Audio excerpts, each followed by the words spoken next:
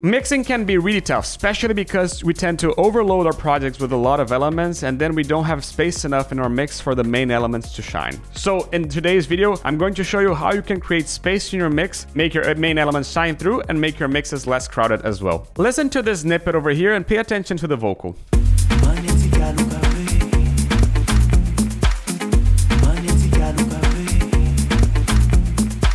The vocal and the guitar are fighting for the same frequency range, but we have to make something be a bit more upfront. And who is the star of this show? In this case, it's the vocals. Before we understand what we can do, we need to understand what is the problem. And the problem is that the low end of the vocal is getting on top of the low end of the guitar, as you can listen again. It's not a high-end problem, it's a low-end problem, but one of the ways that we can get this out of the way is using sidechain compression. So we can use a compressor, duck it out. But the problem with compression is that it ducks completely everything, especially the high-end as well, that we don't have any problem with that. And before?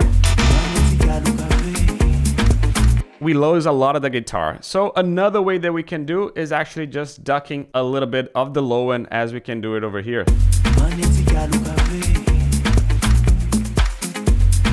The problem is that this is static, and this happens even when the vocal is not there. Now, what if we could duck only these frequencies when the vocal comes in and not all the time? And you can do this in Ableton. We're just gonna place this first into the main vocal so you can see it. We're gonna go here into audio effects and choose the envelope follower. And in the envelope follower, what we're gonna do here is we're going to map this into the volume of 3 and map this like this to do more mappings into the volume of 4. But instead of using mod, we're gonna use remote. And here, we're gonna put 50 to stay everything at 0. But let's put this to 0%. Listen to what happens over here when the vocal plays.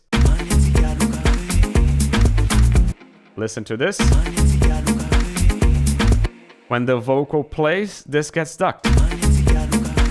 We can make it more intense by enhancing the gain. Or we can make it less intense by going over here, and instead of putting this to 0, we can put this to, let's say, 20%. Now that we've set this up, we can go with this EQ back to the guitars.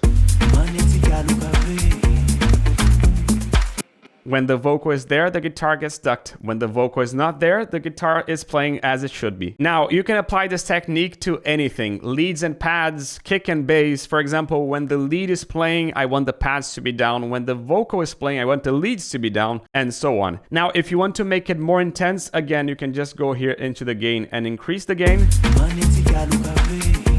And this increases over there, or you can increase the depth of this by just lowering this and going all the way to 0, just so you can see before and after.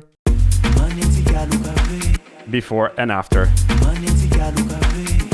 Lastly, a quick bonus tip that you can also do is pick this envelope folder, put it before anything in your chain, and you can apply this, for example, also to your effects. First, keeping your effects separately, so you have your dry signal of your vocal, and then you have reverb, delay, and everything separated. We already give you more control into everything, but you can also map this into the loudness of the reverb, for example, and then you can start mapping it to, again, be where you want it to be, and to make this quieter whenever the vocal comes in.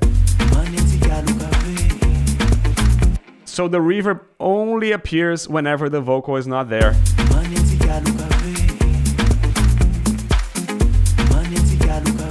This way, the envelope follower is not only making space in the guitar, but also making space in the effects of the vocal, going into a cleaner mix and a better sound in the end. I hope that you like this tip. This is Lilo Reddy from Abstract Music Lab signing off.